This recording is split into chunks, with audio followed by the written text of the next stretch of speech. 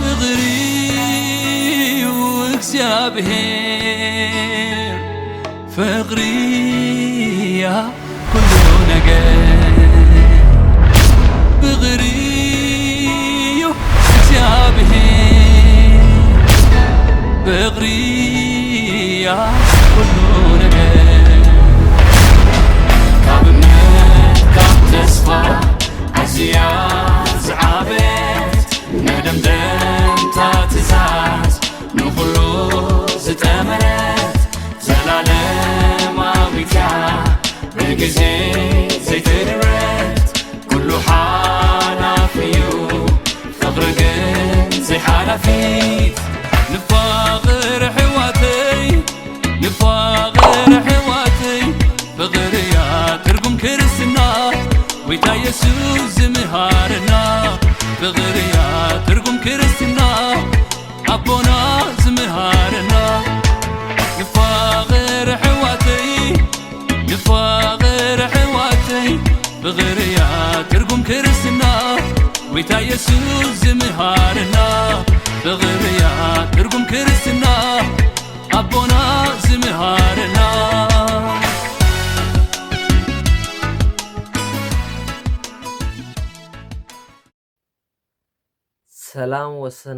ሰላም ወሰናይ ተኸታተልቲ ፍቅር ብጻይ ሚድያ ከመይ ቀኒኹም ጽቡቕ ክትህልው እና ተመነኹ ኣብዚ ናይ ቅንያት ጾም 40 ኩላትና ምስ ኢየሱስ ጽቡቕ ክንጓዓዝ ክንህሉ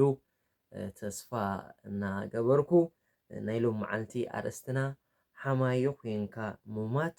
ክፉእ ሞት እዩ ካብዚ ሞት እዝስ ሲኦል እኳ ይሓይሽ ዝብል ኣርእስቲ ኢና ክነስተንትን እግዚአብሔር ብዛዕባ ሕሜት ኣብ ቅዱስ መጽሓፍ እንታይ ይብለና ኣብ ቃሉ ንዑ ክነስተንትን ኢና ኩሉ ትገብርዎ ዘበለ ብስመይ ግበርዎ ስለ ዝብለና መድኃኔ ዓለም ኩሉ እንገብሮ ዘበለ ብስሙ ክንገብሮ ኢና እግዚአብሔርካ ዓወትን ኣሳልጦን ክህበና ብስም ኣብን ወልድን መንፈስ ቅዱስን ሓደ ኣምላኽ አሜን ስብሃት ንኣብን ንወልድን መንፈስ ቅዱስን ይኹን ጥንቲ ከም ዝነበረ ሕጂ ከዓ ንወትሩ ዘለዓለም ዓለም አሜን ኦ መንበረ ጥበብ ለምንና ኦ ኢየሱስ ስቁል መሓረና ብስም ኣብን ወልድን መንፈስ ቅዱስን ሓደ አምላኽ አሜን እግዚአብሔር አምላኽ ስለ ኩሉ ነገር ዝተመስገነን ዝኸበረን ይሁን እምበኣርከስ ቀንዲ መንቀሊና ቅዱስ ቃል እግዚአብሔር ስለ ዝኾነ ከምቲ ቅዱስ ፍራንቺስኮ ንዓይ መራሕየይ ወንጌል እዩ ንዓይ መራሕየይ ወንጌል እዩ ኣብነተይ ወንጌል እዩ ዝብሎ ስለዚ ንቅዱስ መጽሓፍ ኣብነት ጌና ተሓቀን ኣብነት ካሱ ስለ ዝኾነ ንዑና ተኸተልና ክንከይድና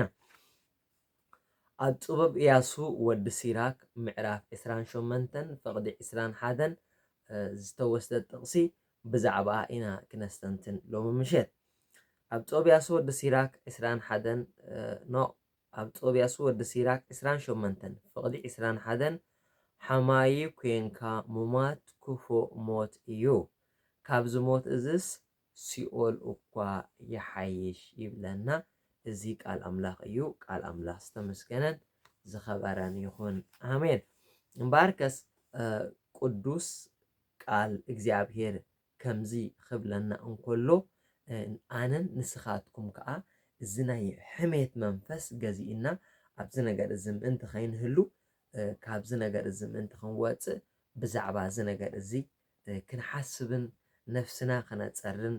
ኢና ንፅዋዕ ዘለና እምበኣርከስ ሕሜት ክንብሎ እንከለና ቃል ብቃሉ ሕሜት ማለት እንታይ ማለት እዩ ሕሜት ማለት ናትካ ድኻምነት ናትካ ጉድለት ንስኻ ዘይኣረምካዮም ንስኻ ዘየፀበቕካዮም ንስኻ ብዙሕ ነገር ዝጎደለካ ናትካ ጉድለት ከየፅረኻ ኣብ ናይ ካልኦት ጉድለት ወይካ ኣብ ናይ ካልኦት ድኻምነት ወፊርካ ንሰብ ብድኻምነቶም እናሓመኻ ተስፋ እናቁረፅካ ምንባር እዚ ካብቶም ናይ ሕሜት ባህሪ እዩ ክንብሎ ንኽእል ስለዚ ንሓደ ሰብ እገለ ከምዝዩ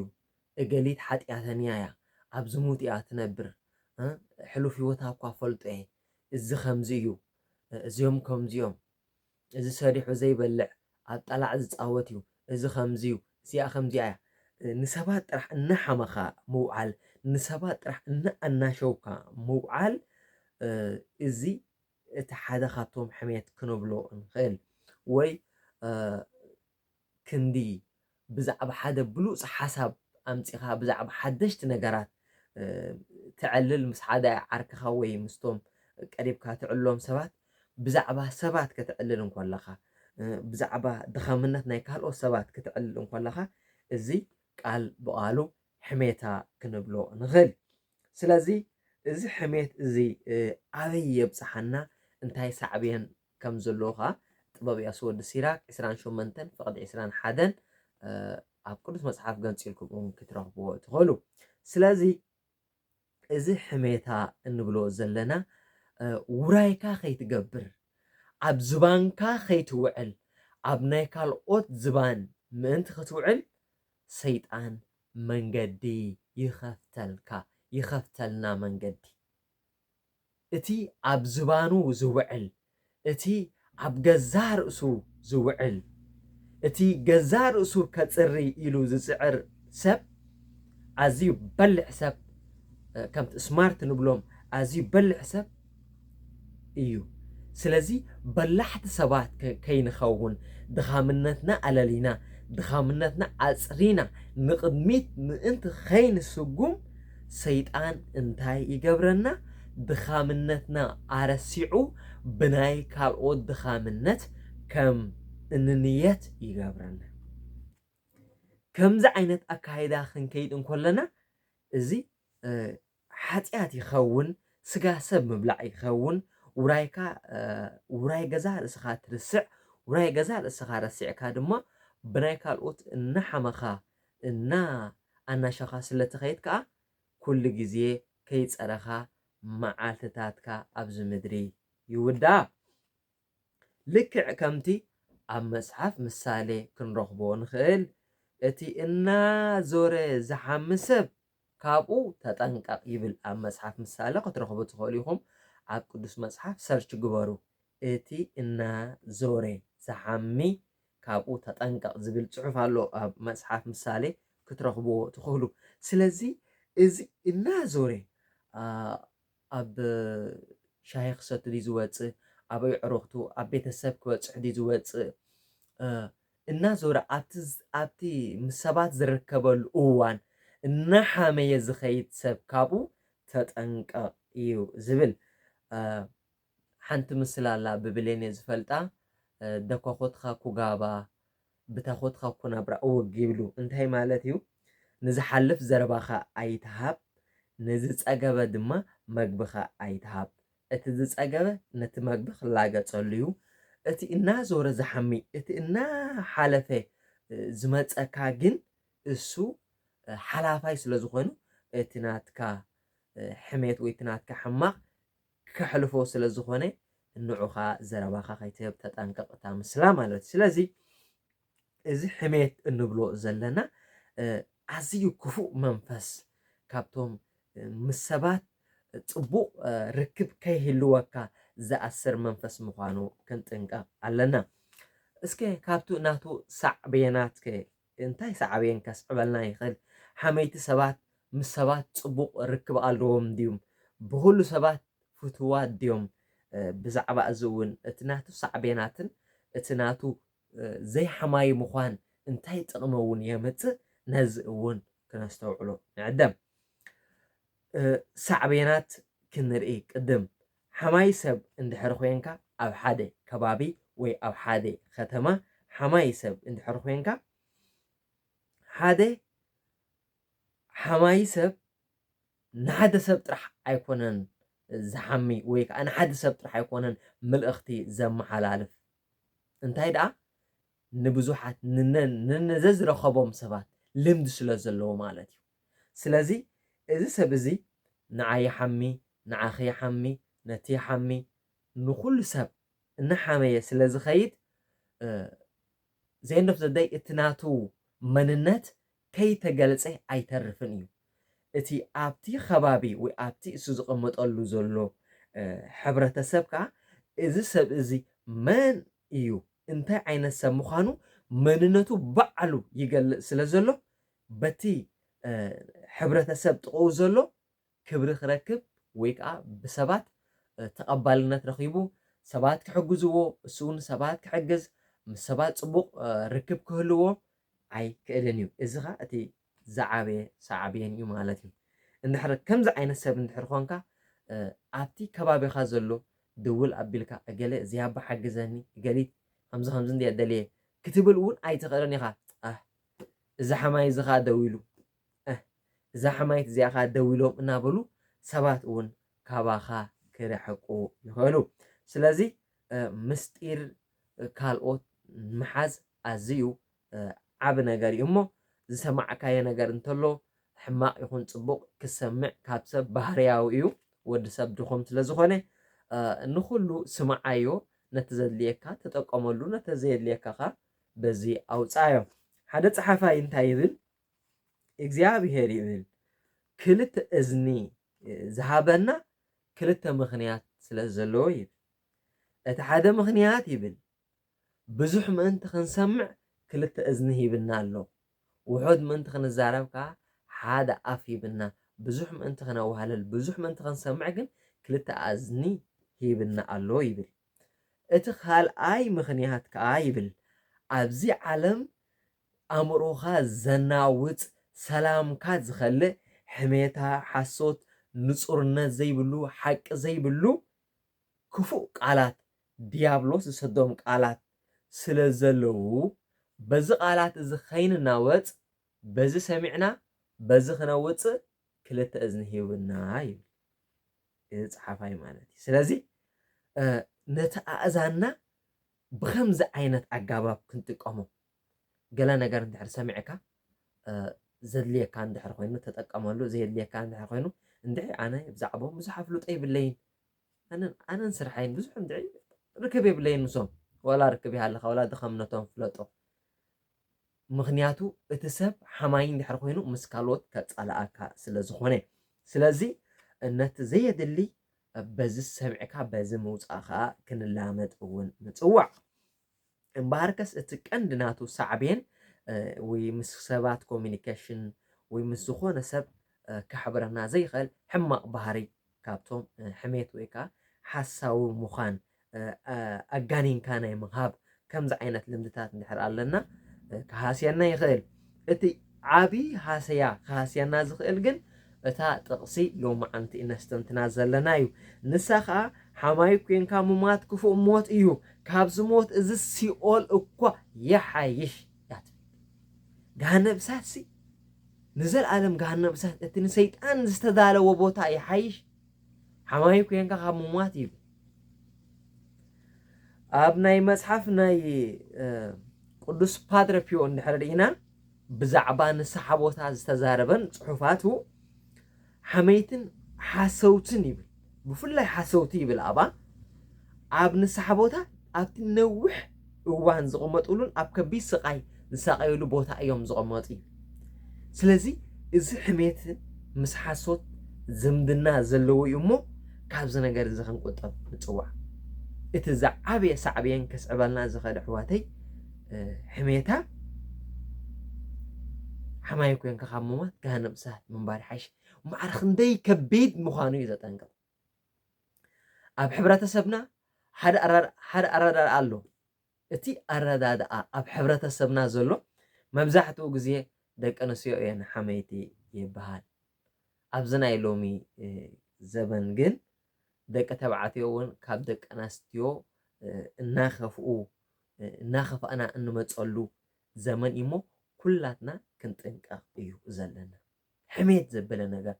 ዝሓምን ተረኣኻ ሓደ ሓው ሓንቲ ሓፍቲ ኣብ ጥቓኻ እንተሎ ስቕበል እዚ ሕሜታ እዩ ዝምልከቶ ነገር ንዑ ንገሮ ከምኡ ብምባለይ ግን ኣይትፅልኣኒ ሕሜታ ግን ሓጢኣትን ርክሰትን ክፍኣትን ስለ ዝኾነ ንዓኻ ንዓይን ስለ ዘይጠቕመና እዩ ከምኡ ዝብል ዘለኹ ኢልና ብትሕትና ኣነ ሕጂ ብስምዒት ስለ ዝዛረብ ብጉዕይ ክብል ይኽእል ክትዛረብ እንከለኻ ግን ዘረባኻ ቀመም ጌርካ ለስልስ ኢልካ ገለ ሓወይ ገሊት ሓፍተይ እዚ ትብሎ ዘለኻ ነቲ ሰብ እቲ ዝምልከቶ እሞ ንዑ ምዝራብ ይሓይሽ ሕሜታ ከዓ ክፉእ ነገር ስለ ዝኾነ ነቋርጾ ባህልቲ ከዓ ክንከውን ወገን እቲ ሓቂ ኣብቲ ሓቂ ደው ባህልቲ ክንከውን ክንክእል ኣለና ምስቶም ብዝረብኦም ዝዕብልሉናን ዝስዕሩናን ተሰማምዕና ያኸ እንታይ ትብል ሓቂኻ ዲኻ እናበልና ክንከይድ ግን ቆኑዕ ኣይኮነን እግዚኣብሔር እውን ኣይፈትዎን እዩ ስለዚ እዚ ባህሪ እዚ ክንጥንቀቐሉ ክንክእል ኣለና ኣብ መጠረሽታ ከስዕበልና ዝኽእል ሳዕብየን ቅድም ካብ ዓይንኻ ኣውፅእቲ ክፍኣት እሞ ቅድም ካብ ድሕሩ ካብ ብፃይካ ኣበራት ክተውፅእ ፅቡቅ ጌርካ ክትርኢኻ ዝብለና መድሓኒና ኢየሱስ ክርስቶስ ኣበራትካ ከይተውፅእ እውን ይኽልክለካ ብዛዕባ ናይ ካልኦት ድኸምነት ሕሜታ ወሬ ንዑ ጥራሕ ትዘርን ድሕር ኮንካ ናትካ ድኸምነት ከይዕርኻ ከይተሓፀብካ ብናይ ካልኦት ጥራሕ እናረኣኻ ከይሓወኻ ብሉእ ሰብ ከይኮንካ ኣብ ቅድሚ ኣምላኽ ብሓቂ እግዚኣብሔር ዝፈልጠካ ሰብ ከይኮንካ እግዚኣብሔር ዝኽብረልካ ሰብ ከይኮንካ እዛ ዓለም ተሓልፋ እሞ ሽዑ ከምቲ ጥበብያስ ወዲ ሲራክ ዝብሎ ገሃነም እሳት ምንባር ክኸውን ይኽእል ስለዚ እዚ ሳዕቤናት እዚ ከስዕበና ስለ ዝኽእል ክንጥንቀቕ ንፅዋዕ ኣሎና ሓማይ ሰብ እንድሕር ዘይኮንካ ኸ እንታይ ጥቕሚ ኣለዎ ንዝብል እዚ ኩሉ ንብሎ ፀናሕና በአንጻሩ ግልብጥ ኣቢልና ሕጂ ንረዳእዩ ነቲ ዘረባ ሕፅር ኣቢልና ምንቱ ክንርድኦ ንዑ እንተዘይጌርካ ተጠንቂቕካ እንድሕር ኬድካ ኣብ ዘረባኻ ጥንቁቕ ካብ ሕሜት ጥንቁቕ ኣካይዳኻ ኩሉ ሪስፔክት ዘለካ ትሑት ሰብ ምቕሉልነት እግዚኣብሔር ትፈርህ ሰብ ትእዛዛቱ ትሕሉ ሰብ ሕሜታ ክፉእ ነገር ትጸልእ ሰብ እንድሕር ኮንካ ኩሉ ግዜ ብሰባት ተፈታዊ ኢኻ ትኸውን ሓንቲ ነገር ግን ኣብዚ ክተስተውዕልዋ ዝደሊ ነገር ኣላ እሳ ኸ እንታይ እያ እቶም ሓመይቲ ወይ እቶም ብሕሜት ደስ ዝብሎም ወይ በቲ ክፉእ ነገር ደስ ዝብሎም ሰባት ክጸልኡኻ እዮም ምክንያቱ እስኻ ምሶም ኣይትሰማምዐን ኢኻ ኣብ ቃል ኣምላኽ ከም ዝብል ፅሑፍ ንረክብ ኢና ሓጥእን ጻድቕን ዘሰማምዖም ነገር የለን ዝብል ፅሑፍ ኣለ ክሕብሮም ዘይኽእል ኣሎ እቲ ጻድቕ እዩ እቲ ሓጢኣተኛ ከመይ ገይሮም ክሓብሩ ይኽእሉ ስለዚ ፅሩይ ማይን ረሳሕ ማይን ብሓደ እንድሕሪ ሓዋዊስከዮም ይበላሸው እዮም ክሰማምዑ ይክእሉን እዮም እቲ ፅሩይ ኮይኑ ክተርፍ ኣይክእሉን እዩ እቲ ረሳሕ ከዓ ረሳሕ ኮይኑ ክተርፍ ኣይክእሉን እዩ ስለዚ እዚኦም ሰባት እዚኦም ክሰማምዑ ይክእሉን እዮም ሓመይትን ዘይሓመይትን ሰባት ክሰማምዑ ከም ዘይኽእሉ ፈሊጥኩም ካብኦም እለይ ምባል እዝን እዚ ቅኑዕ ኣይኮነን እግዚኣብሔር እውን ኣይፈትዎን እዩ ካብ ሂወትካ እውን ክትኣልዮ ፃዓር ኢልካ ብቕኑዕ መንገዲ ኣረዲእካ ሂወትካ ምቕፃል በቶም ሓመይቲ ተቐባልነት ክትረክብ ኣይትኽእልን ኢኻ በቶም ብዙሓት ሰናይ ነገር ዝፈትው ግን ዘኤንዶፍ ዘዳይ ፅቡቕ ነገር ስለ ዝስዕር ሓሶት ወይ ሕሜት ንግዚኡ ጥራሕ እዩ ሰዓር ዝመስል እምበር እታ ሓቂ ከይሰዓረት ኣይትተርፍን እያ ወገን እቲ ሓቂ ምዃን ግን ኩሉ ግዜ ዕዉት ክገብረና ይኽእል ማለት እዩ ስለዚ ናይ ሎም መዓልቲ ኣርእስትና ብዛዕባ ሕሜት ትምልከት እዚኣ እያ ነይራ ዝኾነ ዘግደልክዎ ዝወሰኽክዎ ክህሉ ስለ ዝኽእል እቲ ንዓኹም ባህ ዘየበለ ካብ ኣዘራርባይ ዲ ካብ ዝኾነ ነገር ናተይ ናይ ሰብ ድኹም ፍጥረት ስለ ዝኾንኩ ካብ ሓመት ከዓ ስለ ዝተፈጠርኩ እቲ ንዓኹም ባህ ዘየብል ናተይ ናይ ስጋ እዩ እሞ ኣብታ እንዳጥቃ ገዛኹም እንዳጓሓፍ እንተላ ኣብኣ ደርበይ ኣቢልኩም ግደፍዎ ፅቡቕ ነገር እንድሕር ረኺብኩምላ እዛ ቪድዮ ከዓ ኣብ ሂወትኩም ተጠቀምዎ ንእግዚኣብሔር ከዓ ኣመስግንዎ ንዓይ ከዓ ኣብ ፀሎትኩም ዘክሩኒ ዝኾነ ሕቶ ወይ ርእቶ እንትለኩም ኣብ ኮመንት ግደፉለይ ንኩልኻትኩም ክምልሰልኩም እየ ብዝፀንሓና ግዜ እግዚኣብሔር ኣምላኽ ዝተመስገነ ይኹን ስብሃት ንኣብን ንወልድን ንመንፈስ ቅዱስን ይኹን ጥንቲ ከም ዝነበረ ሕጂ ከዓ ንወቱ ዘለኣለም ዓለም ኣሜን ኦ መንበረ ጥበብ ለምንና ኦ የሱስ ስቁል መሓረና ብስም ኣብን ወልድን መንፈስ ቅዱስን ሓደ ኣምላኽ ኣሜን